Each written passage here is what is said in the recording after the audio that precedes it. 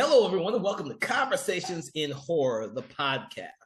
I am your host, Kevin L. Powers. I'm also the owner, operator of Something Wicked Film Festival and Events. And welcome to our podcast today.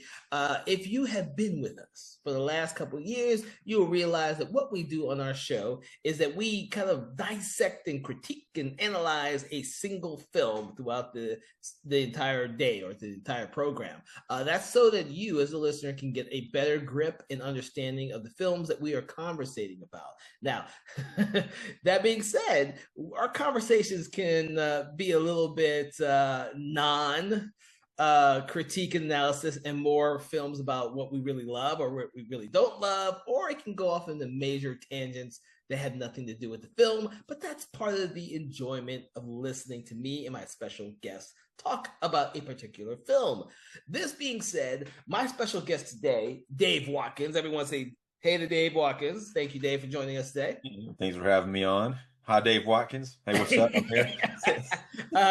Well, today's episode is a little special because one of the things that we've been trying to do this year is kind of hit some of the highlights of films and subgenres that we hadn't been in the last previous years or so. So what we're doing is a special month that is themed after anthology films. Now, we haven't done many of these in the past because anthology films are kind of difficult to do because they have multiple different stories. And how do you adequately talk about an anthology without touching base on each one of the stories? So this episode may be a little bit more different than our normal ones because we're going to touch base on all the different segments in each one of the films.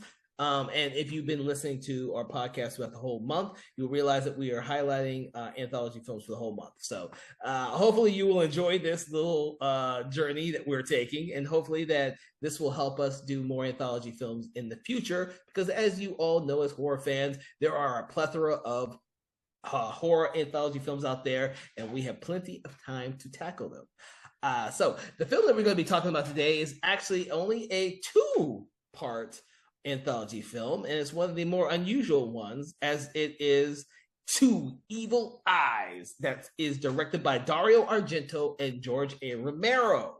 The first thing I'm going to say is, yes, this is the one that was based, well, both segments are based on Edgar Allan Poe or inspired by the stories of Edgar Allan Poe, which makes it much more interesting for some of us here who are horror fans. We're going to take each one of the segments separately. So we're going to start with George Romero's, I was trying to say the facts in the case of M. Valdemar, directed by George A. Romero. And Dave, kind of tell me a little bit about what you thought of the film and of this segment, just to get us all started.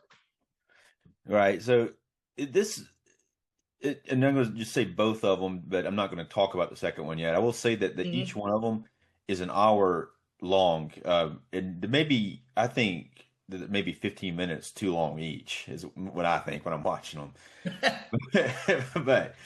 But they do. I mean, not to say that it's just kind of really odd that they decided to make them an hour. And it's like a 2-hour film, which I didn't realize it. But as far as the first story, which is based on an Edgar Allan Poe story about the original Edgar Allan Poe story was a hoax. He printed it like it was like a real story about a guy that was put under hypnosis, and then he was dying, and he put him under hypnosis, and he died still under hypnosis. But then he woke back up dead, and he was telling him that he was dead, and then eventually his body decomposed and all this other weird stuff. But when people read that, he put it out there. It was like the Blair Witch. He put it out there like it was like a real story, and people were like, "Holy shit, what? You could get put under hypnosis as you're dying? Like no one's ever done that before, you know?" So that was kind of what Edgar Allan Poe's story is. Like you said, it's loosely based on it.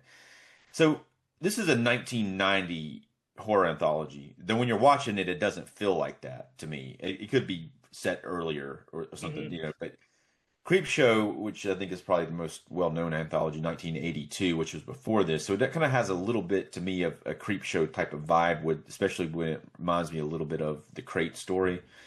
Because you got like these, or even the story with Leslie Nielsen in it and the wife. But basically, you got this wife played by Adrienne Barbeau. Yep. Yeah. He was often in a lot of John Carpenter films. Yeah, but also since you mentioned her, and mention Creepshow at the same time because I wasn't sure if you're going to do that. A lot of the cast members in this story are actually also in Creepshow, which Yeah, is it has E.G. crazy. Marshall in it too. Yeah, but, yeah. And who is that? Only E.G. Marshall and her, right? Is there anybody else? Yes, there's several other characters. I meant to write their names down. They have cameos in this one, so you kind of blink and miss them if you aren't paying attention. Tom Atkins is in it too. Tom Atkins, right. And of course the nurse who comes in to take care of M. Valdemar. I wish I could remember her name. Has been in several Romero films as well. It says Christine Forrest is the nurse. What happens is Romero used a lot of people who had been in his other films prior to this, probably for budgetary reasons. Yeah, she actually was married to George Romero, Christine Forrest, at one point. Yeah, but anyway, back to what happens. So basically, you got this Adrian Barbeau's character is married to an older guy named Vladimir. Is that what I always say Valdemar. Valdemar, yeah. So she's married to this guy, and he's dying. He's really old, and she's trying to pull like a scam because she wants all his money, but he is dying, but she kind of feels entitled to his money since she's married him for that purpose, and she's been pretty up. She's been telling everybody this anyway. That was the reason. So, but she's got like a doctor who's helping her, and they're having an affair. But she talks with at the beginning of that E.G. Marshall's character, Mr. Pike, who's I guess he's an insurance or something like that, insurance adjuster or will. He is, I believe, Valdemar's lawyer who takes care of all that type of stuff, which is why he calls him to verify that what she wants to change in his will is actually correct. Right, yeah. So but he calls him on the phone and he talks to the guy, and what's happened is they put him under hypnosis, and so then they put him under hypnosis like that way, but then he does die, and he's still under hypnosis. And I'll let you take it up from there. I don't want to tell the whole story. I'll let you tell some of it. Telling the whole story. Oh Jesus! Well, I hadn't gotten into the important part, and all that to me is a little. I mean, it's drug out. All that part to me is the drug out part. Once he dies, it gets more interesting. So the thing is, you have to, because Adrian Barbeau's character, I believe, is Jessica. And Robert is the doctor who's taking care of Valdemar as he's slowly dying. He's a trusted doctor, but Jessica's also having an affair with him, and he is completely believing in everything that Jessica's doing. So you think they're working together to take all of his money. But in fact, she is even underhanding him by not telling him that she's even taking more money than he even realizes. Now, he uses hypnosis not only to help his patients, but he also uses it as a sleep aid, among other things, which comes into play later on in the film. Right. Yeah, he uses it for himself as a sleep aid. Yeah. Which it kind of lets you. It is also something that creeps Jessica out throughout the entire process. She doesn't like that Valdemar is still kept under hypnosis for so long. She thinks it's something that's going to be for a purpose, and then that's it. But Robert has a knack of just leaving him under hypnosis all the time. He has there's an interesting prop that's being used for this. He has a digital metronome. Yes. Metronome, and it looks pretty cool. And so a lot of it, you would assume like someone under hypnosis in real life, it's not going to happen. But maybe with this cool metronome thing he has, maybe then. Well, the thing is that once Valdemar does die prematurely, mind you, he dies before they're able to finish their scam. They still have to make believe he's still alive for public appearance because they don't have all his money yet. So they end up kind of keeping him on ice as this happens. It was like one of those decisions like a characters make when you're just like shaking your head like, why? It's like they kick the nurse out, and it's like how do you think you're going to get away with that? But I mean, it's the same. they think that they can, but I think as an audience, you know that it's not going to work.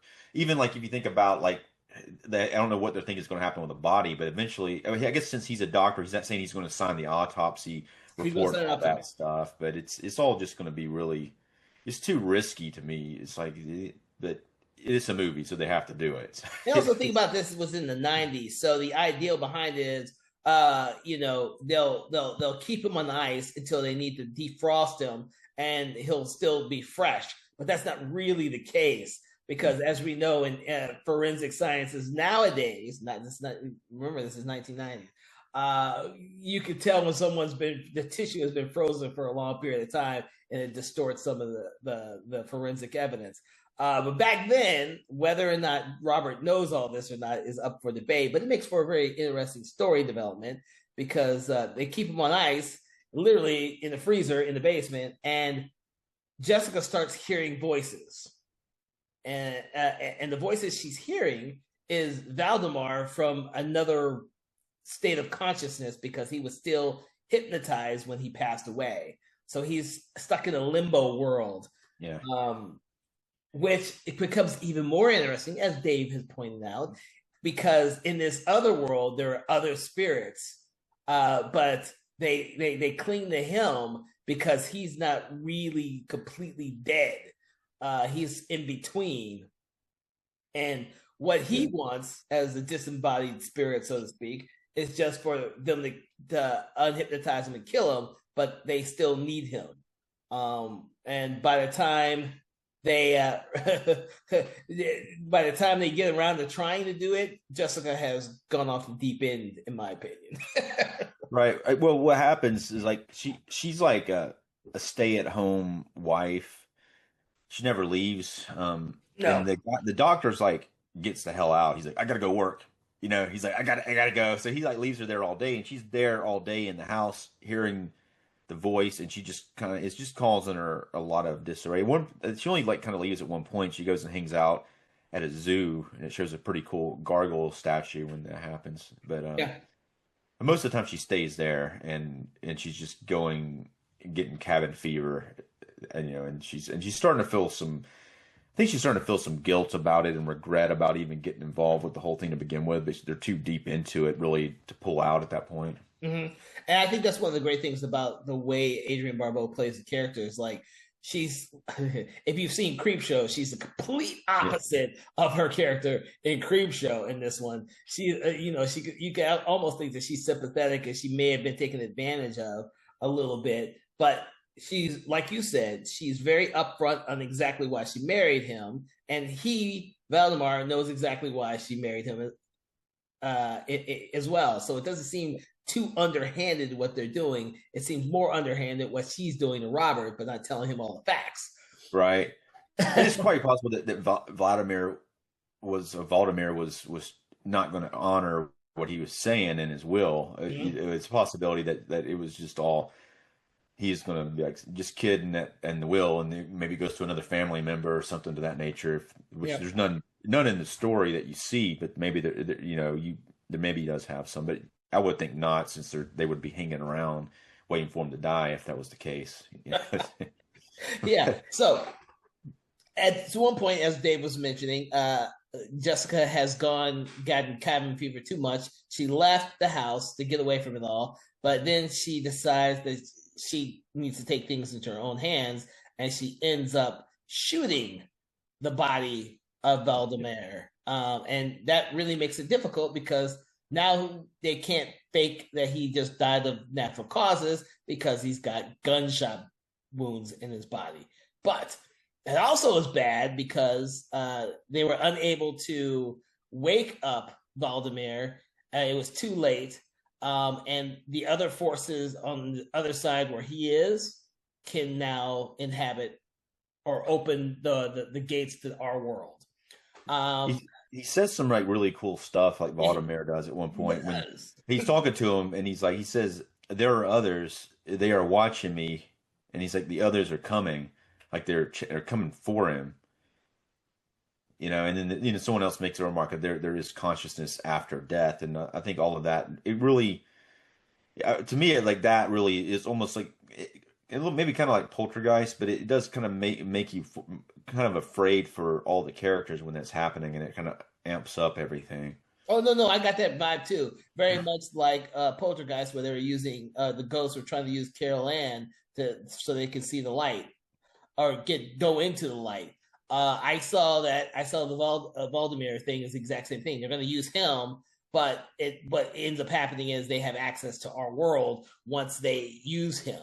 And unfortunately, they shoot his body, and so they can't wake him, and they've left the door open, of which they or them or whatever they are, because we only see shadows later on in the film. Yeah. Once they've come through, so to speak. But then they use his body to come after him. Mm-hmm.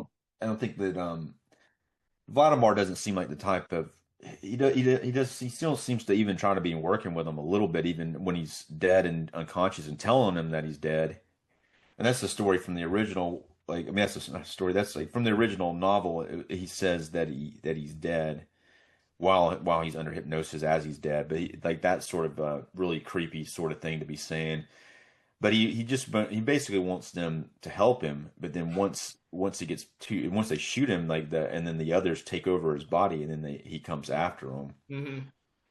Well, they make Jessica shoot herself. Yeah. And unfortunately, Robert doesn't know this because he's too busy out back trying to dig grave, if I remember correctly. So he's out Yeah, there. another good decision. Yeah, just we'll bury him in the yard, and then no one's going to ask any questions. Yeah. Yeah, I thought that too after that point. Okay. But it gets him out of the house long enough for Jessica to get killed and then him to walk back and not know all the details of what the hell happened. Um, he takes the money that Jessica has already absconded with and then tries to just live it up in his own apartment, which is one of the sequences I really enjoyed because it shows him when he can't.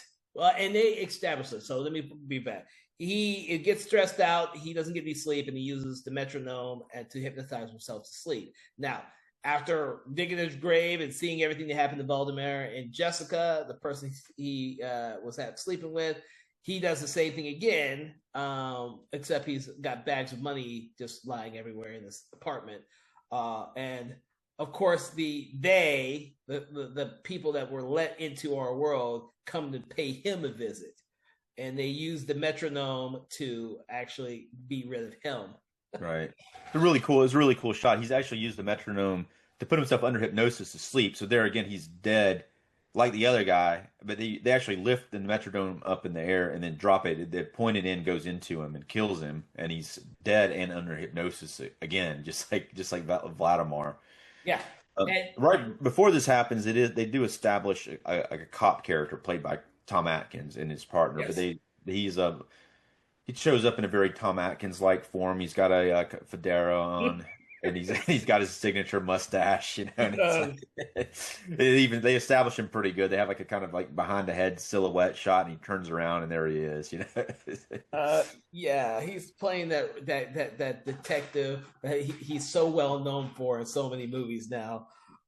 It's great what happens when they try and pay Robert a visit after moans and sounds from his apartment have been rattling the neighbors for quite some time. And then, yeah. You want me to say it? The cops break in there, and then he's undead, and he stands up, and he's undead, and then the others are controlling him. Sort of pretty cool. Yeah, pretty cool ending. But yeah, it's the only gory part in the whole movie. Really, is that when the metronome kills Robert, and then of course you see the zombified Robert. So if you're a huge Romero zombie fan, you still get a zombie in the movie. Well, yeah, I mean, there's the other zombie too, though. When Vladimir like is shot and he's got all these holes in him, and he's coming after Jessica. You're a huge George Romero fan. You were talking about that before. So as far as as far as his filmography, what did you see in this one as far as when relating that to his visual style, his filmmaking style? The thing about Romero is a lot of his style because he came from a commercial background originally, and that's why Night of the Living Dead looks the way it does. As and of course with this one, which came after Dawn of the Dead, which he also worked with Dario Argento with, and then he did this movie with Dario Argento. Yeah. I kind of see some of that Dario Argento stuff, kind of his style, kind of going over to him. Right. If you watch Yeah. Dawn of the Dead, you watch Night of the Living Dead, they look more documentary, have a Okay. more of a documentary look, whereas this one has a more cinematic look, which is what he would use for his later films. It's, like Monkey Shines, like we were talking about that earlier. You didn't know that was one of his Yeah. films. And the Dark Half, the Stephen King adaptation of the Dark Half. He came up with a lot of great shots. And the thing about Romero, if you watch his films, is he allows the story to actually flow and it take its time, because you're seeing a lot of development with the characters as you're watching this, because there's not a whole lot of action that happens in this film, unlike Dario Argento's The Black Cat, which we'll talk about later. This one is very methodical because it's mostly a two and a half person, if you count E.G. Marshall, because he comes back and forth a couple times. Yeah, yeah. It's He kind really of drops off like later on, but yeah, but it's really like I saying, it's two people. Maybe I would say the half person would be Vladimir because he is a character. I mean, yeah, he's mostly dead most of the time, but he does I say we talk. don't actually. I don't know if we actually see him actually function as a live person. Yeah, yeah, But but he talks through hypnosis most of the time. But he's but this is a far cry from some of his earlier works in terms of its look and feeling, but it still has that very deliberate pacing. yeah, If you're, and which is why it's probably better that this film came first, because if you watch The Black Cat, it's a much gorier film segment than this segment is. This is a very deliberate paced segment, just like most of Romero's, I guess, non-studio films. Monkey Shines is probably the closest one you can think about with the way that the pacing is. I would have said The Dark Half, but The Dark Half, the Dark yeah. Half is its own little monster. Yeah, Uh, Dark House is based on a Stephen King, but they just have a new 4K of that came out for Vinegar Syndrome. I just got it yesterday. Looking yeah, forward to checking I gotta get that one too. it out. Yeah, I'm looking forward to checking it out. You can get it next month. He'll reopen their shop in July. So they have it closed in June. You can only get like the partners only releases, but next month you'll be able to get it again. So Oh Jesus. Okay. Well, we'll have to talk about that one once you get it and watch it. Once I get a new one, I've seen that one as well many times. But the thing is, uh, like if you've watched a lot of Romero films, he loves to use the same cast members over and over again. He has a staple of cast members that he loves to use over and over again, and gives them different types of roles. Because if you've seen Adrienne Barbeau in Creepshow, this is a completely different type of character than what she played in that film. He does that a lot. Ed Harris, who was in Creepshow and in Night Riders, completely different characters than what he's played. He does that to a lot of his great actors because he trusts that these actors will deliver. And they do. And E.G. Marshall was completely different. Creepshow, between yeah, that character and this character, completely different. right, yeah, Um, and I really enjoy that. I really enjoy that watching his films. When I did my review, when I did my thesis paper on Romero, I talked mostly about how he utilizes his zombie-like or zombie characters throughout his filmography, and that's why I mentioned that when we talked about this one. He's kind of created different types of zombies throughout his yeah. long career. Even Creepshow has several different kinds. This one, it's because people think that he's only done one type of zombie and it's his zombie movies, but he's done many different types of the same type of thing throughout his entire career. Something that he can't get away from. This yeah, this being based on Edgar Allan Poe, it does in some instances lean towards gothic horror, and especially it takes place in a very big mansion, and you got a kind of gothic horror type of setup with you got the the wife like trying to fight over a guy's inherit like money, and Yeah, bad things happen. So well, yeah, but with this film, it's more of a modern gothic. Now, if you watch any of Romero's films, he never has done anything that's actually truly gothic. But yeah, and I would say Dario Argento's The Black Cat is closer to it than this one is. This one yeah, is so modern in its execution that people would have to try to look for all the gothic underpinnings that are in this film. yeah, Um, right. Yeah, that makes sense. But it is modern for 1990, and yeah, there's no cell phones in this film. yes, so yeah. And you take a look at his filmography, George Romero never did period movies. He never did anything that was like that. They were all pretty modern for the time in which they were made. Um, Yeah, a lot of that's a comment on part of his use of commentary in his films. right. So Yeah, I've heard that before. Yeah, he like a lot of times he even mentioned that he didn't get the point of some zombie films today that were there's no point unless you're making some kind of commentary about some kind of social thing that's going on at the time. Yep. So that's pretty much the gist of this segment. I'm not sure if there's anything else you want to talk about with this segment or not.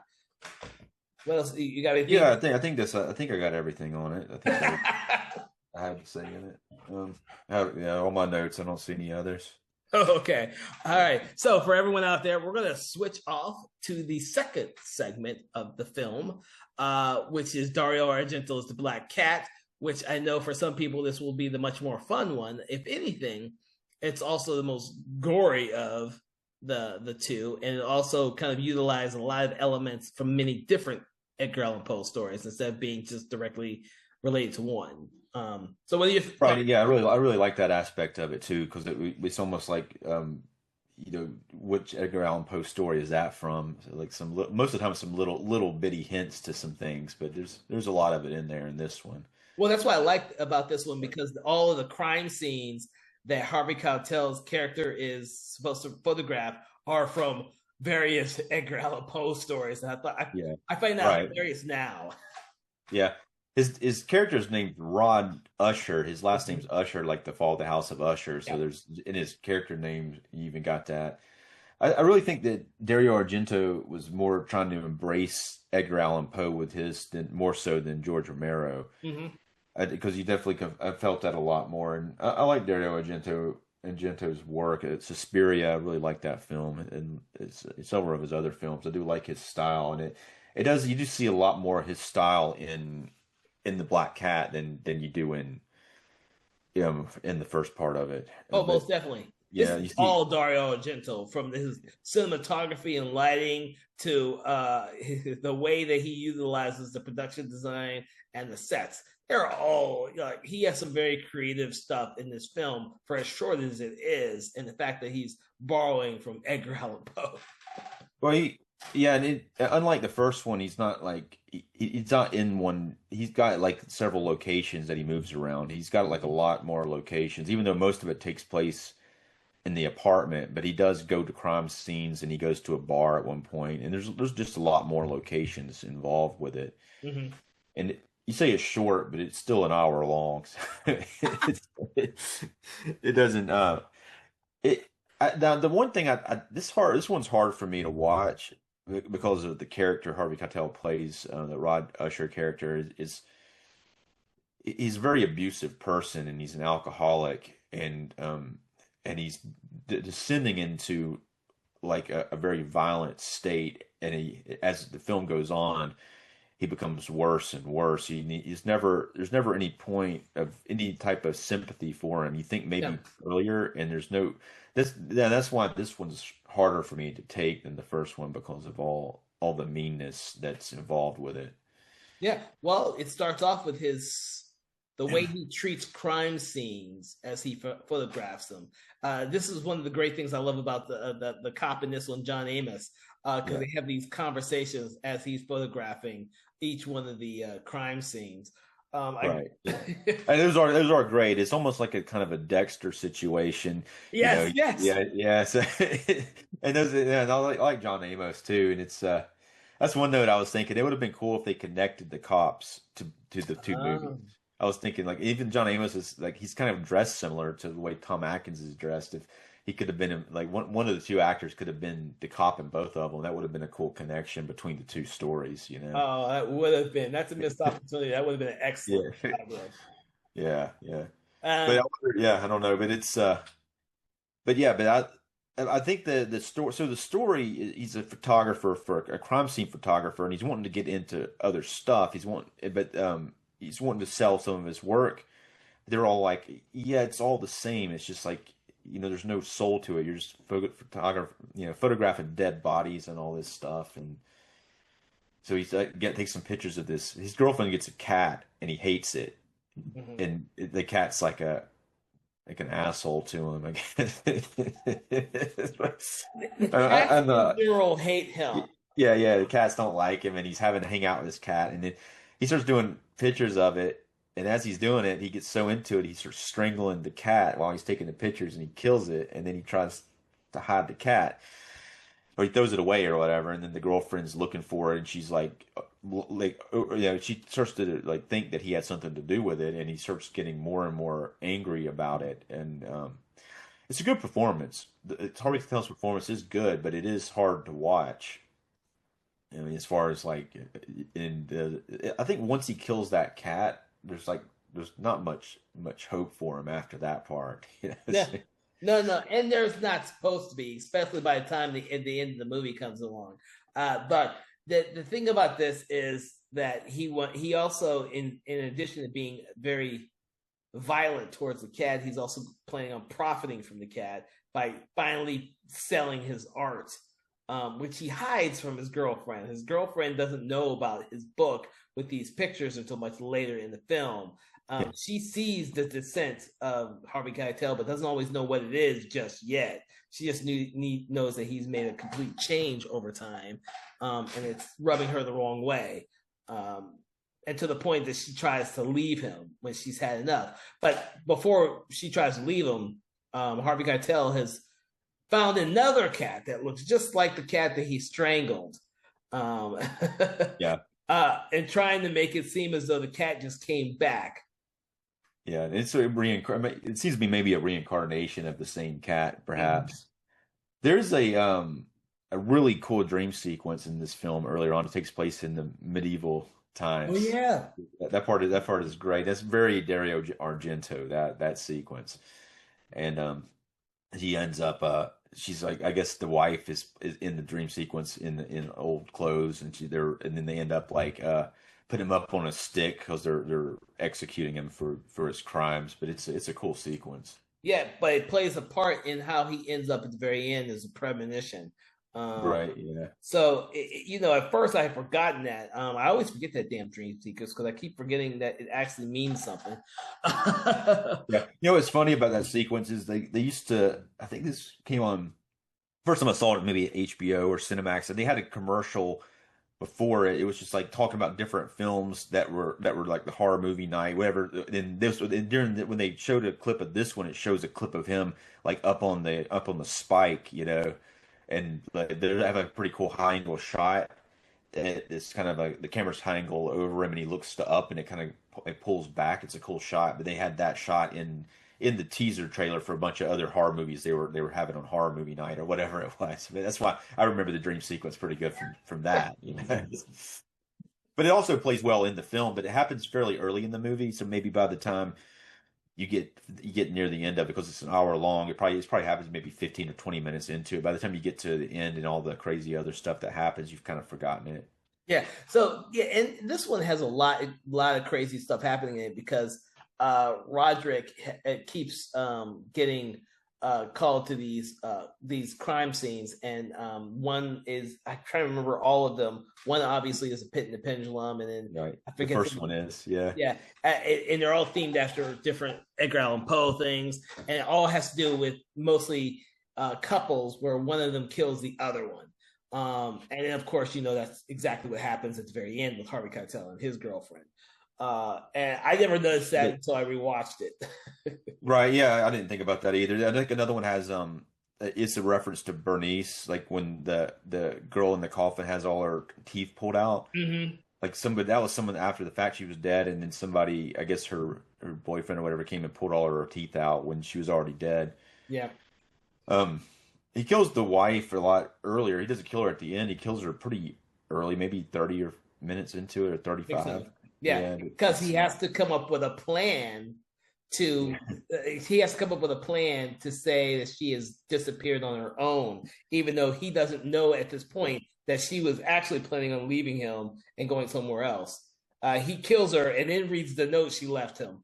Um, and he does, he's kind of like in the first film where they're doing this stupid have this bad idea about how to get away with some kind of murder, and he thinks he's mhm, clever, and he does some similarly dumb things like goes on vacation, and he acts like she's with him, and kind of tries to make people think that she's with him, but mhm, then I don't know. I mean, but he also yeah, but another another thing I noticed in both of these, and this may be unintentional, like as he's trying to hide the body, and this happens in the first film too, the one by George Romero. Somebody comes to the door and rings the doorbell, and he has to stop trying to hide the body and hide it and go to answer the door. And mhm. he does it in this one. I think one of his neighbors comes to the door, and it happens in the other one too. I think the nurse shows up at the door, but Yeah. it's like I don't know if that's like an intended like connection or it just happened to be like a plot beat that they both used. Well, I would say that since the two collaborated on Dawn of the Dead, that they may have collaborated a little bit, knowing how each other's story may unfold, and added some of these type of things. Because I started noticing that as well. I was like, oh yeah, I guess they did have that in both movies because I had never bothered to think Yeah. about that beforehand, but I noticed it this last time we watched it for the podcast. So like I'm trying to decipher it a little bit more because normally I really watch this film for Romero's version, not so much Dario Argento's version. So I'm missing. Right, and yeah, they do have similar themes in a way, but I mean, of course, they are Edgar Allan Poe, so it's like a similar type of like themes with most of his stories like that. Yeah, the Mm-hmm. Black Cat is very similar to his story. What happens in this? It's in a modern time, but it's what happens in the story is very similar to what happens in that story Mm-hmm. to the Um, character. and like we were discussing, at halfway through this project, he's trying to make believe his wife's not there, but when he gets back, people start asking about her, and one of the young men who likes her, or one of her students, because she's a musical teacher, comes Yeah, knocking. He obviously thinks that Harvey Keitel's character Usher has done something to his wife or slash girlfriend. Since they actually yeah, mentioned that they were never married. yeah. He says that several times. He's got that kid got pretty lucky because he could have killed him too at one point, but because he like lets him go, but he's like in the house hiding from him, and he catches him in the house. So I mean, he possibly could have killed him as well, but he gets away and he keeps running his mouth. He goes and talks to the neighbors. Burt Young plays one of the neighbors. I And know. yeah, Yeah, and it becomes this whole thing about Usher looking at all his neighbors and they're all plotting against him. And then obviously, I think it's the next day. I think it's the next day when Amos shows back up at his apartment or at his house uh, because of the concern of other people. yeah, yeah. And It's such an awesome scene though. That whole sequence is so awesome. And then just he comes in and then he's like he's trying to still be kind of friendly with him, but then he's still being a detective and he's very suspicious of him, even though they've kind of had like a bit of a friendship as the movies earlier in the film. yeah, But he and a still lot of is a it, cop and he's very suspicious. yeah, but a lot of the suspicion actually comes from his partner who kind of goes off on his own, the snoop and look and all that other type of stuff. Yeah. And he's got the cat the book that he's made, the photography book with the cat pictures in it, and he's saying that the detective's like he basically the detective wants him to sign his book, and he's got the because he kind of gives him credit, the detective credit for it, for his help getting him on the crime scenes and stuff like that. Yeah, yeah.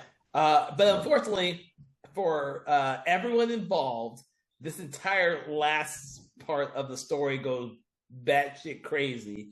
Um, where I think everyone dies. Yeah, um, with the which I was the so the yeah he put the wife in the wall. He walled her up, and that's the kind of like that was it that other Edgar Allan Poe story, the Cask of Amontillado. yeah. But she's dead already, so it's not quite the same. But it is maybe a throwback to that. But he's got her in the wall, and he starts hearing scratches, which is the kind of a telltale heart thing, Mm. because the cat is in the wall with her. One thing I noticed when he's got the wall, he got her, and he puts a like a video shelf up. And he's got VHS tapes. I noticed a few of the films, probably some of Oh, Romero's favorites. Yeah, the Searchers is the one that's most prominent. Like John Wayne's film, The Searchers. That's the one you see the best. And then Doctor Strangelove, or how I learned to stop worrying and love the bomb. Those are the two that are most prominent the VHS tapes. I'm surprised. Was it? Yeah. I think his Searchers was one of Romero's. I've now forgotten because I've been reading about like John Carpenter and everyone else has these favorite old ass westerns as Yeah. influences on their work. Searchers is really a good film though. If you've It never is. seen it, yeah, it is. You've seen it. Yeah, it's one of John Wayne's best films. It's probably if not his best film, but it's pretty strong. Yeah, yeah. And themes in that about them searching for a girl that's probably dead, and then when they find her, they end up having to kill her anyway, or she gets killed like right away. So it's kind of like, I mean, that type of theme. It could be, contributed some of Romero's work, I would think. Okay. So now that we've discussed both films, what do you think? How do you think this film actually works as an anthology overall? Well, I guess we should mention what happens when they open the wall up at the end of it. Oh, you Yeah, know because what? We just said, yeah, yeah, because I got off track of the VHS tapes. you The did. cops end up opening the wall. So we have to say that because that's the whole batshit crazy ending. Yeah, yeah, But the not mention that when they open the wall and obviously John Amos's partner is the one opening the wall and the body comes out and they see the babies, the cat who had been yeah, eating on the dead body in the wall to yeah. survive, and they're all like, The cat was pregnant. oh, Yeah, yeah, totally disturbing and yeah. disgusting. But then all hell breaks loose, and I forget who dies first, whether it's the partner or John Amos gets Yeah. Well, shot. the part, yeah. But he handcuffs him first. Yeah, he handcuffs Yeah, him. yeah, and he's Oh my handcuffed to god, him. Yeah, he handcuffs him, thus trapping himself. But Roderick or Usher, who should be, oh, okay, I got caught, take me in. Still thinks yeah, he can escape. yeah, Still yeah, thinks he can escape and ends up killing John Amos's character, who he's handcuffed to, and he's trying to escape.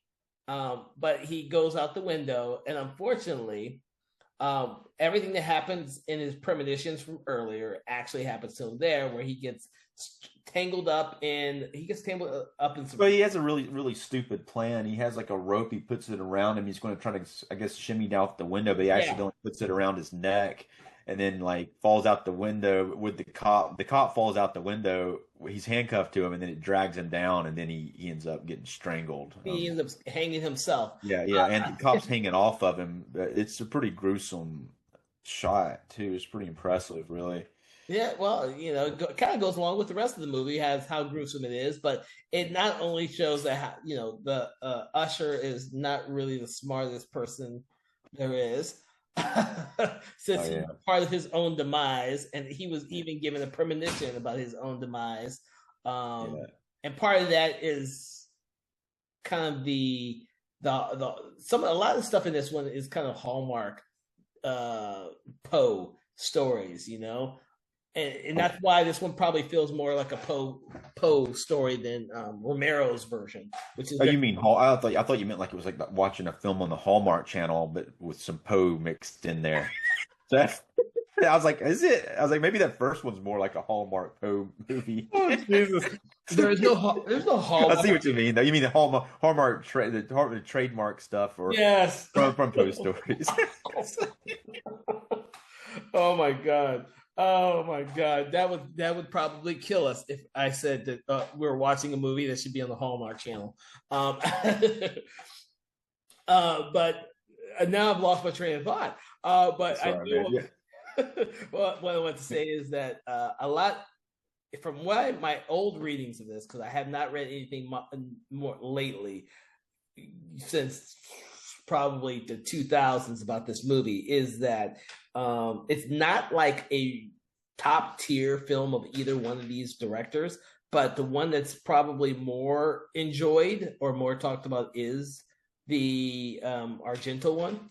Because it's very visual, and he uses his cinematography and director and his colors and all that are saturated colors, just like you would expect him to use, like he did in Suspiria and some of his other films. All that is in this film. This looks like an Argento film from beginning to end. It's exactly what you expect, where you see excesses and violence and everything else. And of course, the main character Usher ends up, in some way contributing to his own self, like so many villains in some of these Argento's other films, like Right. Deep Red and Tenebrae and so many of his other films. That's why this one feels so much like an Argento film. So you asked me earlier what I thought about the anthology as a whole. Yes. My first, like I said earlier, my first impression was they're too long. I think there should have been three instead of two, and they would have been a lot stronger. I think especially Romero's to me seems especially long. And then I don't. Argento's one's harder to take because the protagonist is so unlikable, and it's just and you got to follow him through the whole hour thing. But he is Harvey Keitel, and he does a really awesome job. So there is that. I think they like have read some reviews of it where people didn't think they quite worked together. I thought they worked pretty good together. I didn't think they didn't work together. I just thought they were both. I think there could have been a third story, or they could have been shorter, and it would have been a stronger pairing. See, I asked that because for me, both films are so different. Yeah. I like that about the whole concept because it's called Two Evil Eyes. So I if I had seen and like you said, it would probably work better with multiple more stories. But because there's only two stories, I wanted two stories that are so different from each other. Because if I gotten two stories that were too much alike, I probably would have just not cared about either one of them. Um, Yeah. um, I Yeah. I've never mind either one of them. They're lengthwise. I until recently I kind of think that the Argento one went a little bit too far. But then when I started thinking about, oh wait, Tana Bray, Deep Red, a lot of his films end with the main character actually getting themselves killed by stupid ways. Ah, hell, this is Yeah. so much like an Argento film. And I scratched that whole thinking process out. Yeah, there's no way around that character not getting killed in that film in that one, and really and I guess it's kind of hard sometimes with these anthology films, like even like Creep Show, most of the time they end with the main character getting killed, but you don't spend like an hour with them before it happens. Yeah, it's like yeah, we're here to watch them get killed, but it'd be better if it happened quicker and more people got killed. You know what? I don't recall reading about whether or not people thought the same way you did regarding these two stories. I do think that this film is really catered towards fans of both Argento and Romero, as opposed to just a random person watching it. I do think some things are lost on it because, like you say, if you're wanting to watch an anthology movie and all you're getting are two really long stories. I think it will change your perspective and enjoyment of the film because like most anthology films, you will have one or two that might be good, and you only have one or two that will be bad. And if one of these is bad to you, you're sitting through an hour of the bad Right, right.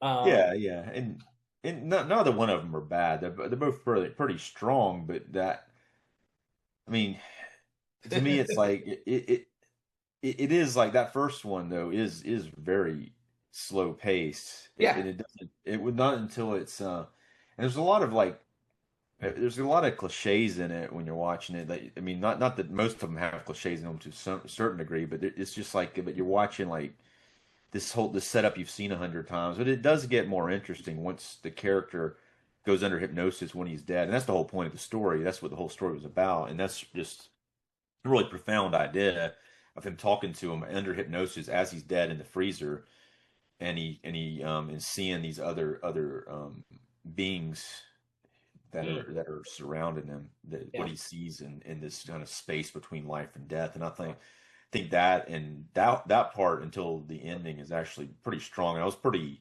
especially on this one watch, when that metronome goes up in the air and shoots into that guy's chest. I was like, holy shit. I did that the first time I saw it when I was not expecting that. Yeah. I do remember that. I was like, oh shit. And Yeah. because for the most part, there's no gore in Yeah. this segment. Yeah, But it did. that's like I think the ending of it's really awesome though. The last like maybe 5-10 minutes is like really awesome. Once Tom Atkins shows up, you know. Oh yeah, oh yeah. Because I wasn't expecting the Robert to be an undead ghost stuck in limbo. Yeah, Um, yeah. It completely changed like the way that the story was, and the way that even the filmmaking kind of changed a little bit. It became more exciting all of a sudden. Yeah, I won't dismiss that. I mean, if you're used to watching a Romero film like Dawn of the Dead or Day of the Dead, this film could be kind of a little bit of a letdown because it's not nearly as gory or as fast paced as those films are. I mean, even though people say Day of the Dead is slow and meticulous, it's also extremely gory. Every 5-10 minutes, someone's freaking yeah. dying a gory death. You know, Right. Yeah, um, yeah. so I don't. I mean, I don't have anything. I mean, I don't have anything against slow moving stories. I like them, but I think it's just it's just the I guess the subject matter of them. And can you imagine if they tried to take one of these two stories and put it into an hour and a half instead of like an hour? It would be they'd have to do something completely different with it. I would think to make it work for another half an hour. You know, but they maybe could have squeezed it in, but they wouldn't have to change made it make it more exciting. You know. well, to be honest with you, now that you bring that question up, I would think that for Argento's one, they would have to show Roderick's girlfriend a lot more. Yeah. We'd Yeah. have to follow her a lot more than what we did in this film because she gets killed too early, and we're just watching Usher the whole way. It would become something like Henry, Portrait of a Serial Killer. You'd have to figure out if you could stand being with that character for an hour and a half. It'd be It hard. could be, yeah, it could be a situation too where the character doesn't know that he's doing these things. Like he kind of flips at certain points. Like, you know, a lot of times that's done in a film and then it makes the character more sympathetic when he's like a split personality or something, you know. Yeah, like Raising Cain with Yeah. John Yeah, John Lithgow. Lithgow. Yeah, Well, that's you're right. sympathetic towards him because he has so many freaking different personalities, and they're not all bad. It's that film is very entertaining though. His performance is just like really awesome. There's a different cut of that. You ever seen it? There's like because it's told out of order in the cut, but they someone did another cut of it. There's that's told in order. It's really because it's like it's actually I think the out of order cut works better because the first scene you see him he gets with this mom, a soccer mom, and she's driving him and he kills her in the car and it's just like but in the regular cut it's a long time before he's actually revealed to be that schizophrenic and a killer. But in the way that they went ahead and rearranged the scene so he's like a killer right off the bat in that one. You know, I'll have to look for that. yeah, it's like I think Scream Factory has it. It's like there's two cuts of it on there. I I'll don't think definitely get that. I haven't seen that movie in a long time. It's been a while. I've always enjoyed that movie because of John Lithgow.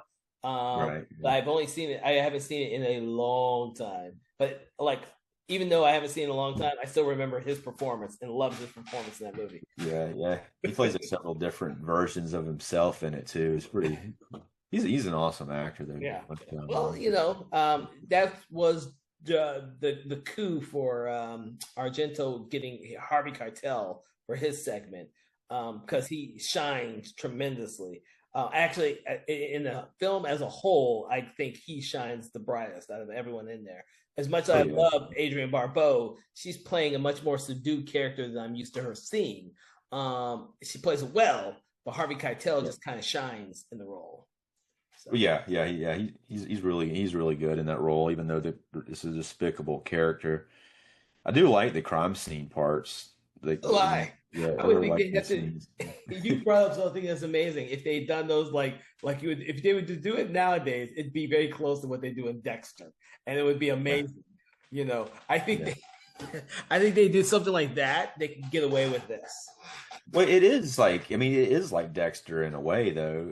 Dexter's like a lot later, but it kind of Dexter's awesome though. But he's working as the blood Splatters, blood yeah, it's splatters. blood splatter expert. It's just funny though when he goes in there and talks to him and stuff, the cops and all that, you know. But this one, that's another thing the Black Cat could have done too. Is they could have.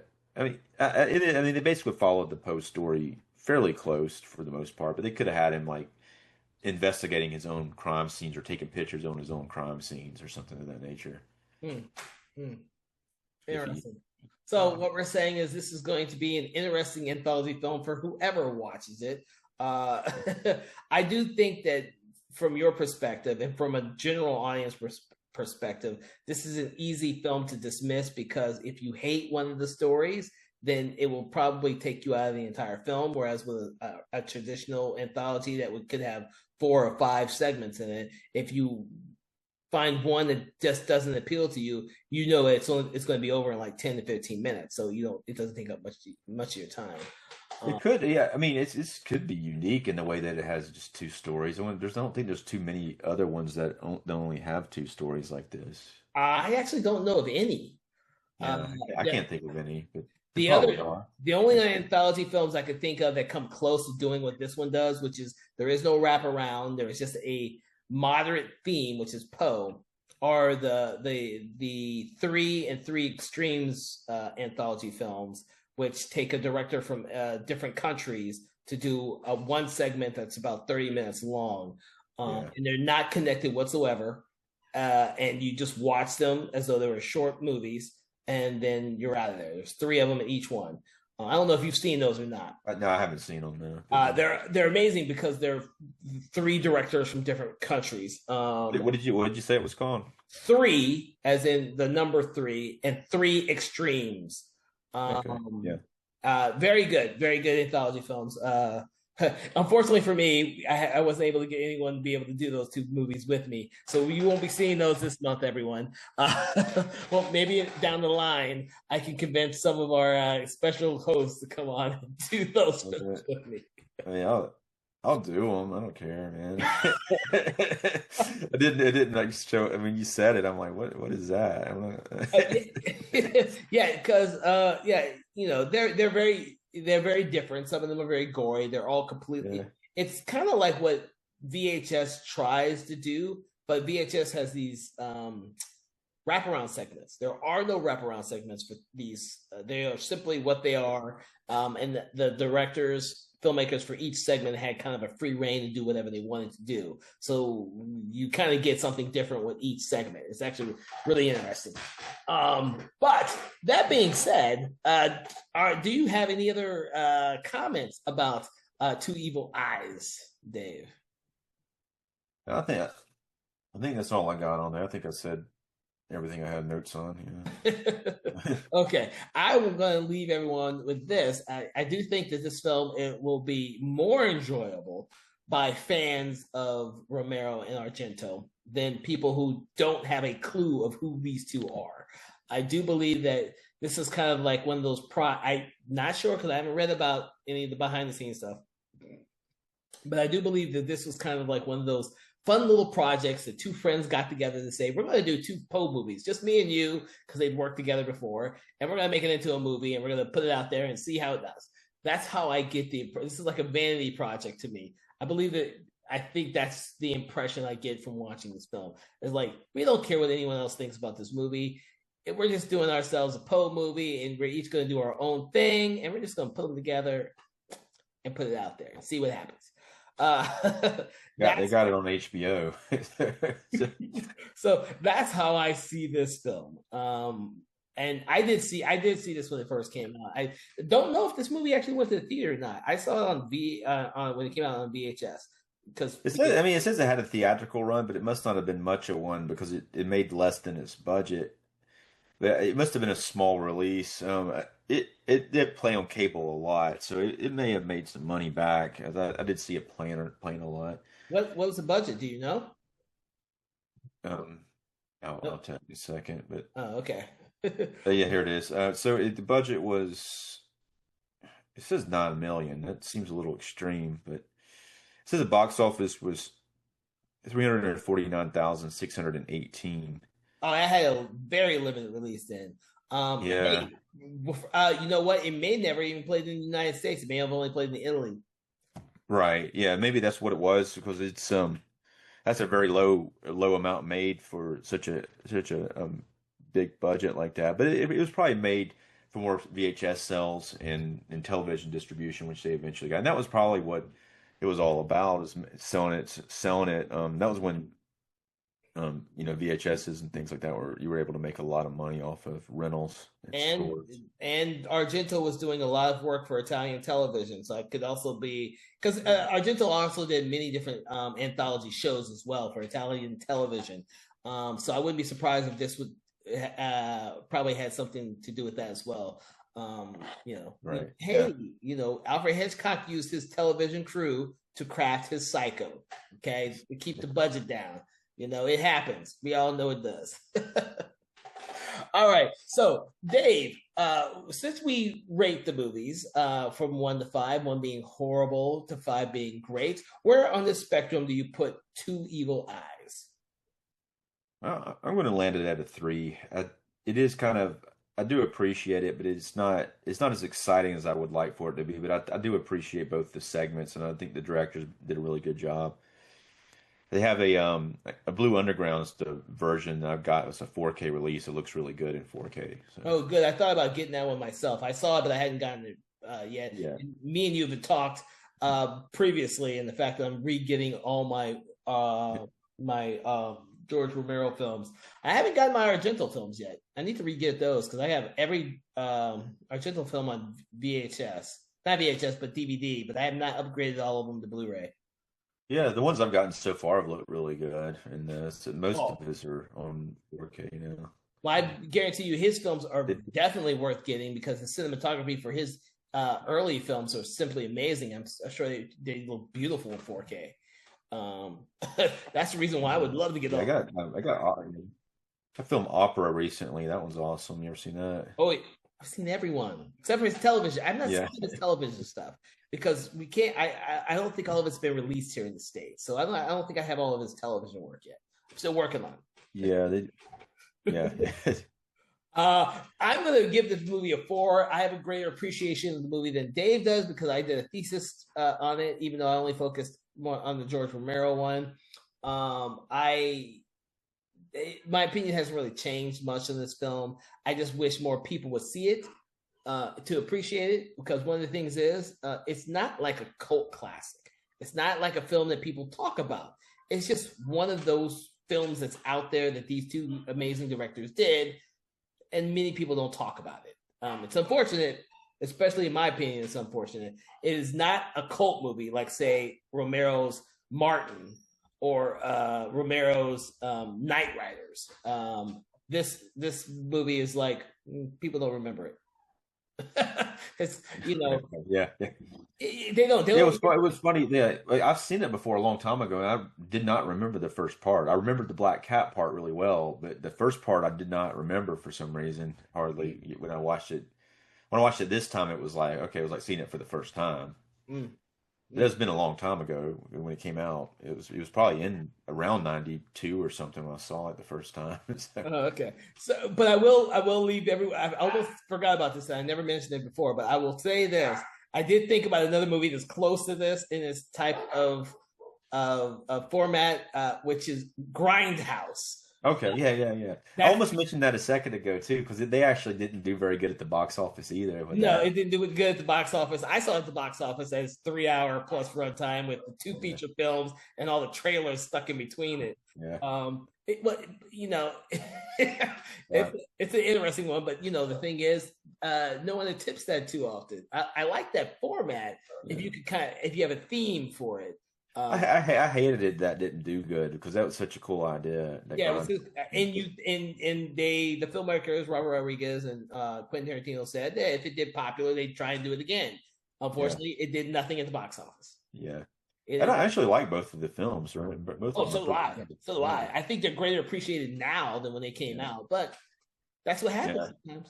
So I'm hoping that it happens to Two Evil Eyes, but maybe not. Yeah, probably not. All right. So with that, I'm going to close out this episode of Conversations in Horror. I want to thank you, Dave, for joining us on this conversation.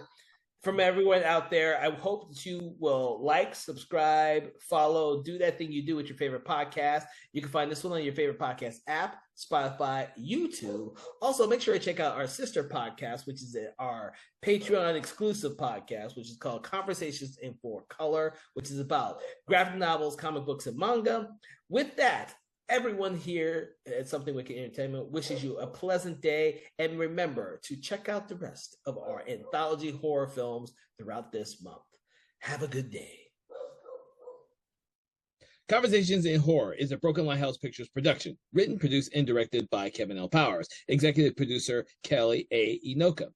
All contents and material from this episode of Conversations in Horror is copyright 2025 Broken Lighthouse Pictures.